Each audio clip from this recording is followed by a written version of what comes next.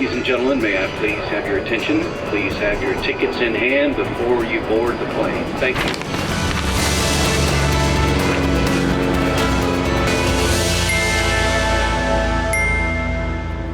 Hello and welcome. I'm Johan Gastel and you're watching Wings. On the show today, we showcase places you can go to escape the smog in northern India.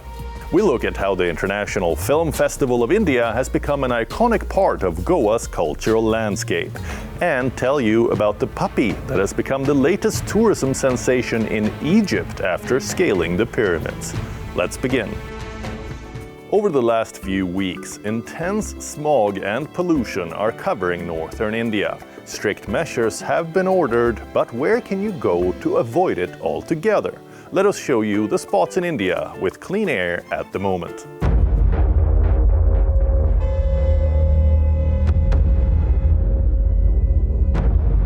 Northern India has been struggling with serious air pollution in the past few weeks, and many are considering leaving the region to avoid the smog. Amid New Delhi's ongoing smog crisis, a slight improvement in air quality has been observed, with the air quality index dropping below 400. This shift moves the city from the severe category to very poor, as reported by the Central Pollution Control Board. However, the broader picture remains grim across North India, where many cities grapple with alarming pollution levels following the festive season and the onset of winter. AQI readings in several urban centers continue to fall within the severe and very poor categories, signaling a significant environmental and public health challenge. Interestingly, while parts of India struggle with severe pollution, other cities enjoy notably cleaner air. These areas offer a refreshing escape from the toxic haze engulfing much of the north. Here's where you can breathe easier and enjoy a healthier atmosphere. The northeastern cities of Aizawl and Shillong stand out for their pristine air quality. Their elevated terrain, dense forests and abundant greenery act as natural filters, effectively reducing pollutants and maintaining favorable AQI levels. Additionally, these regions benefit from proactive public awareness campaigns and environmentally sustainable practices that minimize the sources of air pollution. Cities like Nagaon in Assam and Vijayapura in Karnataka also enjoy clean air, thanks to their lower levels of industrial activity compared to larger metropolitan areas. The absence of heavy factory emissions, combined with relatively lighter traffic congestion, keeps pollution levels under control. These factors and regional efforts to promote clean air contribute to their consistently impressive AQI readings. While urban centers in North India battle the smog, the lesser industrialized regions exemplify how geography, lifestyle and sustainable practices can lead to healthier living conditions. If you're looking to escape the pollution, these clean air destinations offer a breath of fresh air. If you have more money to spend and can leave the country for a vacation to a city with pristine air quality, here's a list of the cleanest cities in the world you can consider if you want to let your lungs recuperate. According to the live ranking from IQ Air, these were the cleanest cities on November 21st. Maintaining excellent air quality is crucial for public health, as poor air can lead to respiratory issues and other health problems for residents and visitors alike. Not entirely unexpectedly, all the cleanest places on the list are westernized industrialized cities. The list includes cities often found on the list of the most livable places like Vancouver, Sydney and Toronto. Pollution affects everyone in the entire region surrounding cities and metropolitan areas, young and old, locals and tourists alike. We all need to work together to reduce the burden of air pollution and encourage governments to act for the benefit of everyone's health and longevity. The International Film Festival of India, now an iconic part of Goa's cultural landscape, continues to shine as a beacon of creativity, drawing thousands of filmmakers, cinephiles and celebrities to its sun-soaked shores. IFFI is not just a film festival, it's a celebration of Goa's vibrant identity, blending its world-famous beaches with the magic of global cinema.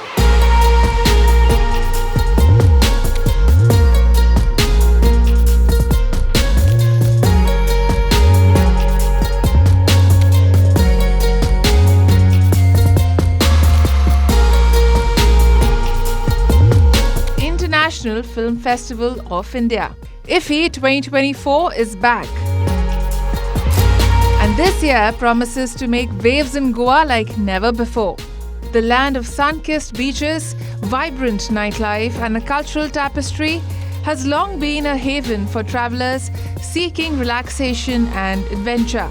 Yet, over the past decades, this coastal paradise has become synonymous with something equally captivating: the International Film Festival of India. The festival, which has called Goa its home since 2004, has transformed Goa's tourism landscape and helped redefine how the world sees Goa. The International Film Festival of India has a long-standing legacy from 1952. However, in 2004, Goa became the proud host of this prestigious festival, a game changer for the region. Goa's welcoming aura, historic venues, beaches and relaxed atmosphere quickly became a magnet for filmmakers, celebrities and cinema enthusiasts. Since then, IFFI has evolved into one of Asia's most significant film festivals, drawing thousands of delegates from every corner of the world. Over the years, IFFI has cemented Goa's place on the global cinematic map and profoundly impacted the state's tourism sector.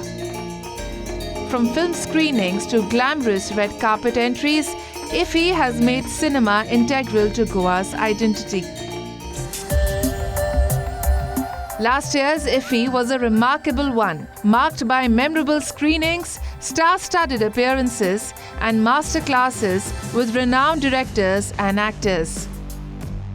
This year, IFFI has seen a surge in delegate registrations, reflecting the growing appeal of the festival.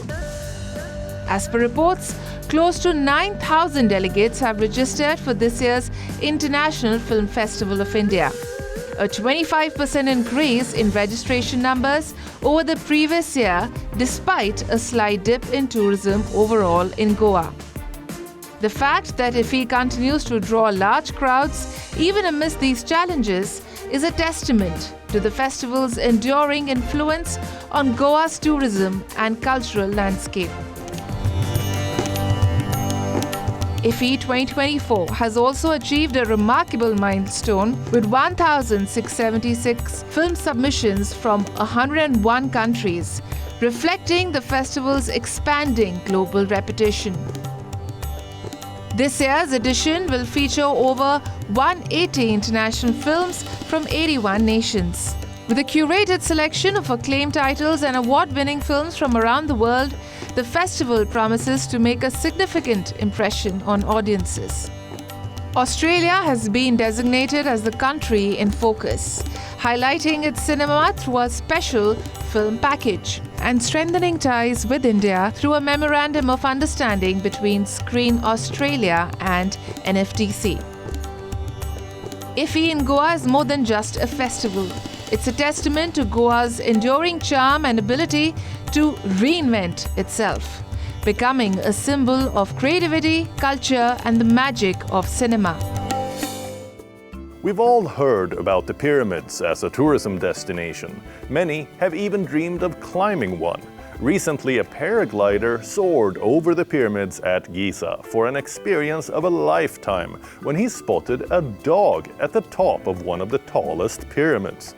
The video went viral and the dog has become a tourist attraction. Look at the story of the pyramid puppy in Egypt.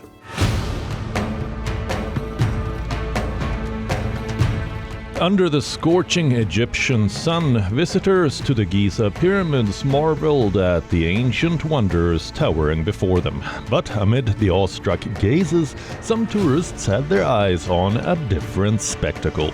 They pointed toward a scruffy dog perched on one of the pyramid's stones. The dog in question was Apollo, a stray who became an internet sensation last month after being captured on video scaling the Great Pyramid of Khafre, one of the 7 wonders of the ancient world. What was a dog doing climbing to the top of a giant pyramid? And how did anyone even find out? The viral footage, filmed by American paragliding enthusiast Alex Lang and shared online by his friend Marshall Musher, showed Apollo fearlessly ascending the 136-meter pyramid and barking at birds from its peak. As the video spread across social media, it sparked global fascination and brought attention to the stray dogs that call the historic site their home. Apollo's fame has transformed him into a star attraction at Giza. Tour guides now incorporate stories about him and his pack into their narratives for curious tourists. This is Anubis, one guy explained to 2 American visitors, drawing a playful comparison between Apollo, the pyramid puppy, and the ancient Egyptian god of the dead, often depicted with a jackal's head. The buzz surrounding Apollo has even boosted local businesses.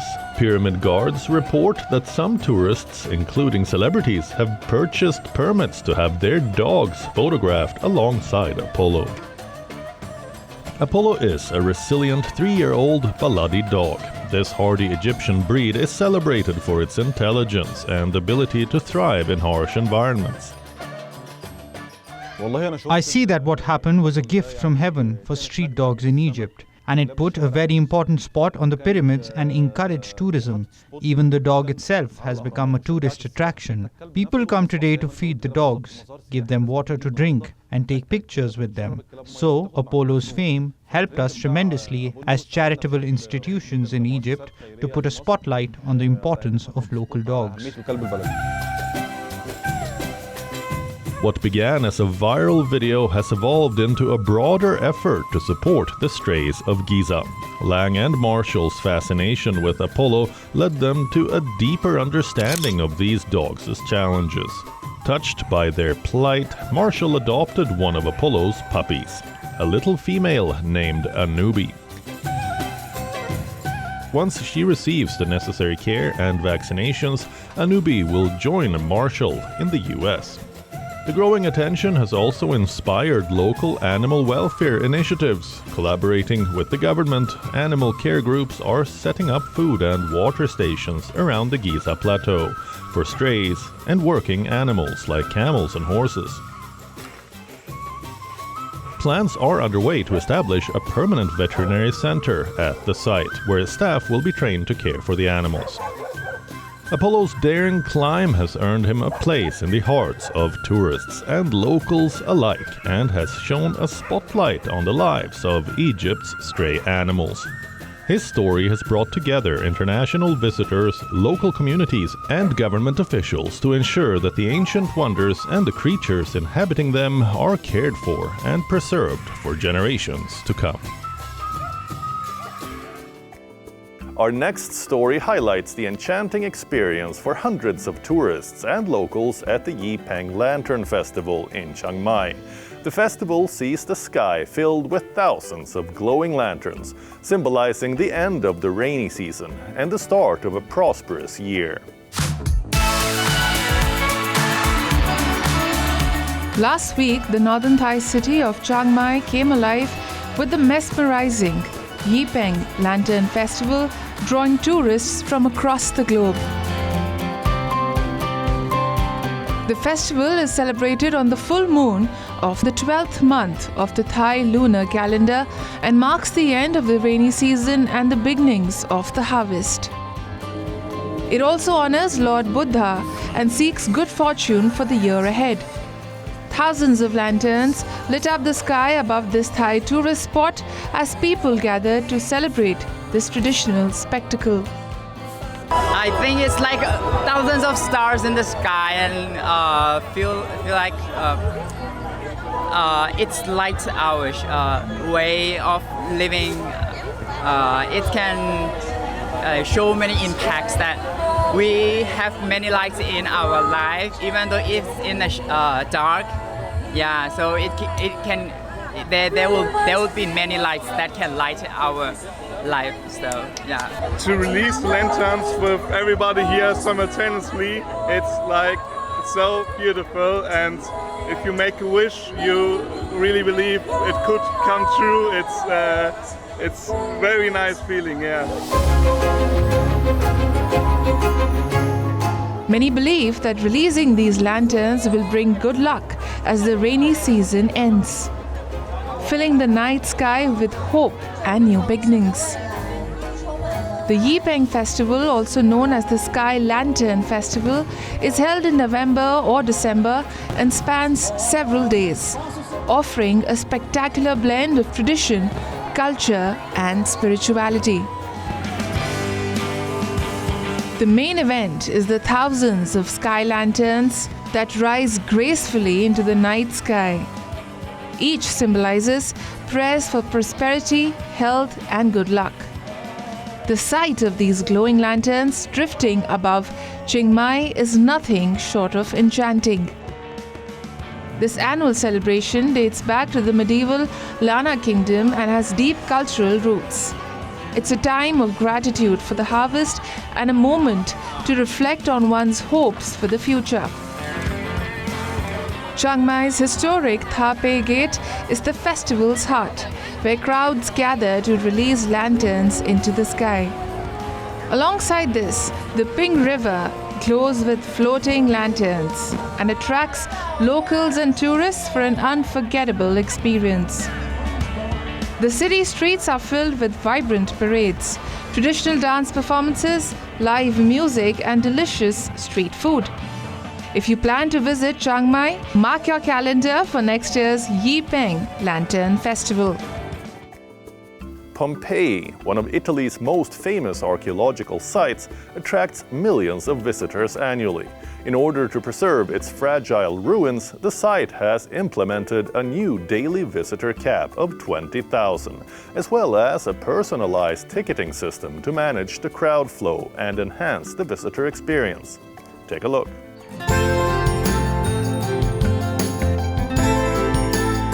Pompei, one of Italy's most iconic and historically significant destinations, continues to captivate travelers from around the globe. But as the number of tourists steadily rises, Pompei's management is introducing new measures to safeguard both its delicate ruins and the visitor experience. Starting last week, the Pompei Archaeological Park has implemented a cap on daily visitors, limiting the number to 20,000. This change comes in response to growing concern about overcrowding, as the park was seeing as many as 36,000 visitors in a single day during the summer peak.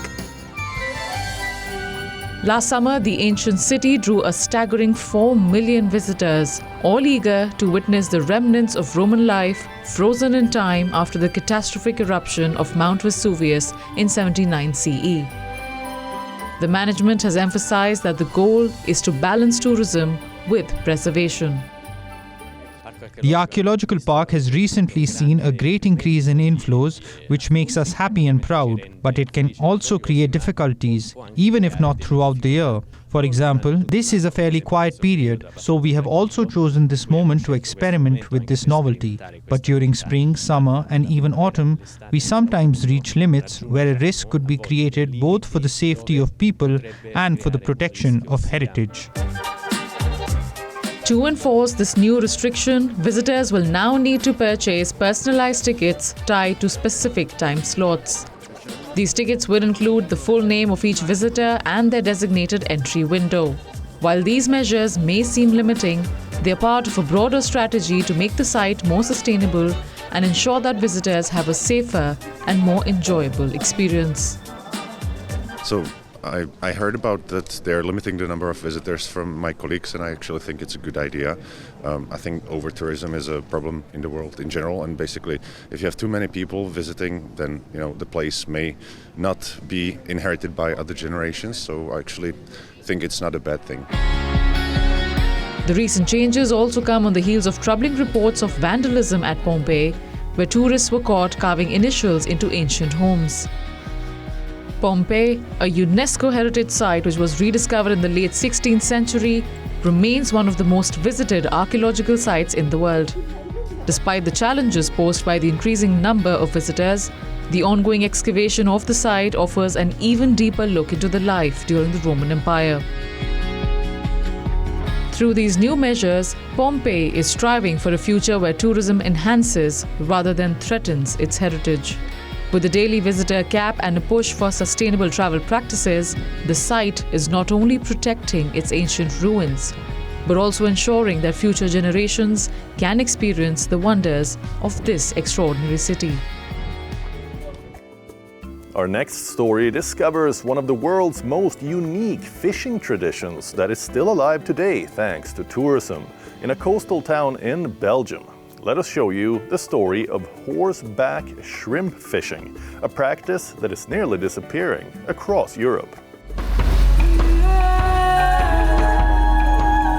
This is Oostijnkerke in Belgium.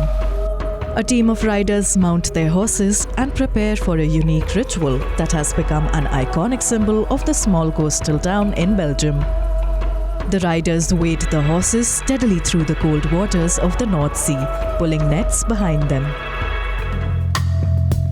This no longer exists anywhere else on Earth, but here in Oostijnkerke, shrimp fishing on horseback still thrives, a tradition that once spanned much of Europe, but has now dwindled to this single town. Despite its rarity, this method of fishing earned a place on UNESCO's Intangible Heritage List in 2013, thanks to the tireless efforts of a dedicated community committed to preserving the practice.